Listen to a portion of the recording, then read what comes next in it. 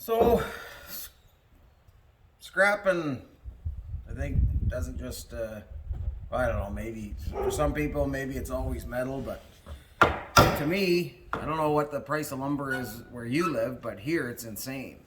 And as I'm tearing stuff out of here, I'm trying to salvage as much of it as I can to reuse. That's what I built this bench out of. Was It was like a door. Like this was a theater, so it had like those swinging doors. It didn't have door handles on them. So I grabbed one of those doors. I think it's a solid door, or at least a solid core of some sort. And that's the top. And the sides are just, they're, I don't know. All of these, just the wall. So I'm just trying to, as I move along, tear down a little bit, try and clean it up because I'm getting too much of a mess in here. And then I've got a bunch of bins I'm going to set up like along here, the bins for throwing all the scrap stuff in. I'm going to have a ton of nails. Like I'm pulling all these, they're just those straight nails. They're not even RDOTs. But yeah, it's, try and salvage as much as possible. I'm not going to save these nails, but I do remember, like when I was a kid, I remember my grandfather following along behind me. I forget what I was even building, but to me, nails were free. You're a kid, like, your dad bought the nails or whatever, wherever you got them. But I mean, so I was like pulling nails out of wood that I had kind of bent the nail over and stuff, and I just was throwing the nails out. And my grandfather was like going behind me picking the nails up, and I said, "Oh, I have a magnet for that, Papa, don't worry about it." And he says, "Oh, well," he said, "we got to straighten these out and reuse them." I said, "Why would you reuse nails? They're free." Like, when you're a kid, they are free. So, I wasn't, at that time, I didn't understand, about what the Great Depression was. I was just trying to build a fort. Like it was, but he had grown up in the Depression. He was a little kid. So he told me about how they would go, if there was like any construction being done, they would go and find the nails and then take them home, and they had a brick that they used, and they would tap those nails straight again and save those nails because they just didn't have nails. Like it wasn't something like now we just go and buy, however many pounds of nails you want. You can buy a 50-pound box of nails for pretty cheap. But then I guess it was a lot different, and he had kept all of those values like right up until he died. Like he would try to save everything, and I wish I had learned, a lot sooner. Like I'm 50 now. This all of this could have really helped me, get ahead in life if I had paid attention and actually cared to listen and learn from him and all of these other old fellas that I knew that just, they didn't waste things. And I kind of grew up in an era where, everything's disposable, cars, it doesn't matter. Just, you can always get new ones. Like it doesn't matter at all. And, it's a hard lesson. I think everybody kind of needs to learn. Like, I try to tell our kids, like to show them by example that, everything's not free in life. They still think it is, just like I always thought that. Like I thought, my grandparents are crazy. But, I don't know, you live and you learn.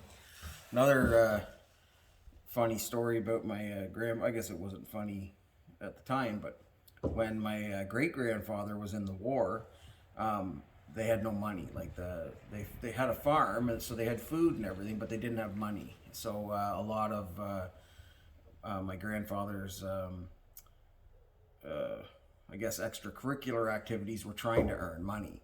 And he was a really good swimmer, and he could hold his breath a long time. So at that time at the Coburg Harbor, these ferries would come in from the States with all these Americans that I guess had money. I thought everybody was poor in the Depression, but they would throw pennies into the water, and my grandfather, and I guess maybe a couple other of the poor kids in town, would swim down to the bottom of the harbor. I don't even know how deep it was. Like, ships could come in there. I mean, they're not ships like they are today, but so it was pretty deep. He would swim down to the bottom, and when he would come up with the penny, they would throw nickels or dimes, and he would catch the dimes. Well, he told me what he did is he kept a penny that he had found, and he would put that in the waistband of his trunks. And then when he would go down, like lots of times he couldn't find the penny, so he would just pull this penny out. When he'd come up to the top, he'd hold the penny up, and they'd throw him a nickel or a dime. So he didn't always get all the pennies off the bottom, and it was a kind of a race to who would get the penny first, with if there was more than one kid there. So he would, that was the way he would beat the other kids into getting the nickels. But yeah, always thought that was kind of a funny story. The another not so funny story, when my papa was like back in those days, this other old guy, like he was a good, nice guy, and you know, he was probably just a jerk when he was a kid. But he told me, he said, oh, you're Nemo's grandson. And I said, Nemo? And he said, oh yeah, your grandfather used to swim down to the bottom of the harbor and pick up pennies and stuff. And we called him Nemo because he could spend so much time under the water. And he told me about how they used to tease him. And when this, you know, like I guess during the war, rubber was very scarce, so they didn't have bicycle tires. So my papa would wrap any bits of rope, anything he could get around the rim of his bicycle, and that was his tire.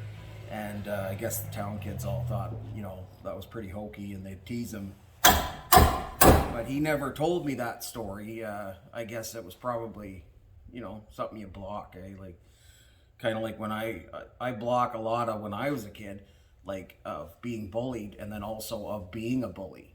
And you know, it's as you get older, you sit back and you think about the things that you've done in your life and the things that have been done to you. And luckily I drove truck for many years, and I was able to process a lot of that stuff. But I don't think my grandfather really had, well, they didn't have the facilities they have now, where, you know, people are actually talking about it. But so I think he just kind of held on to that, you know, like the fact that the neighborhood kids weren't nice to him, even though he was a hell of a nice guy. Like, you know, everybody liked him. But I guess, you know, when you're a kid. Anyhow, I'll get back to work here.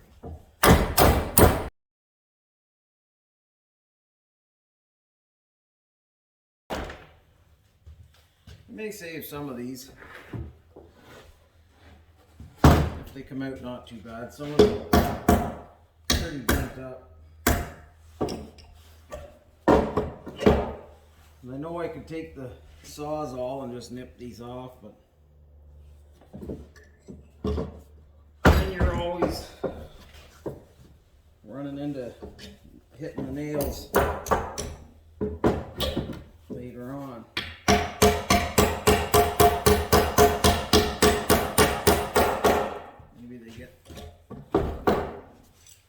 Get painted over or something, you don't know they're there, and that's why my chainsaw chain is needing to be either replaced or sharpened, if there's anything to sharpen with them. I was too afraid to look.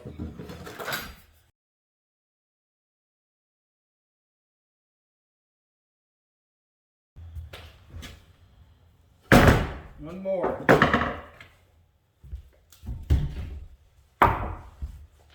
Kiln dried. Remember, my dad used to call it canal dried.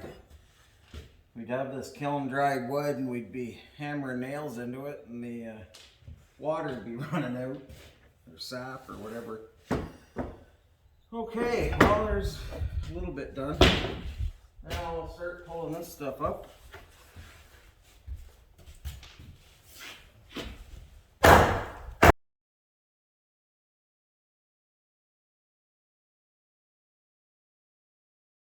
This one won't be picking well. Ow. Well, that hurt. I guess that's why people say you should have PPE. Jamming your hands into nails, screws. I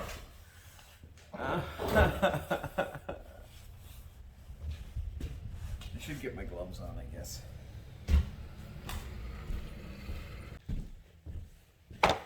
Alright, I'm just gonna I'm gonna clean that up just to, so I'm not getting crap in it.